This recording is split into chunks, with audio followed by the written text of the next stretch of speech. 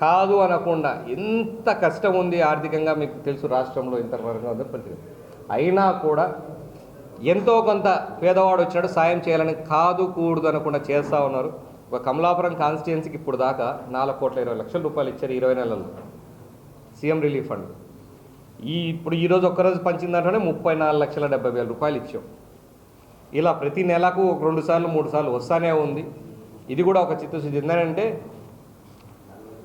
ఏదైతే ప్రైవేట్ ఆసుపత్రుల్లో కూడా లేదంటే ఎమర్జెన్సీగా అప్పుడు ఆపరేషన్ ఆరోగ్యశ్రీ అప్రూవల్ ఏదైనా టైం పడుతుందంటే ఎమర్జెన్సీగా చేయించుకున్న వాటివన్నిటికి కూడా వాళ్ళ ఆర్థిక పరిస్థితిని చూసి డెఫినెట్గా హెల్ప్ చేసే మంచి ఉద్దేశం. దీనిలోకైతే ఏ రోజు పోయినా అడగను కూడా అడగాడు, ఇట్లా సంతకం పెడతానని పోతా ఉన్నాడు.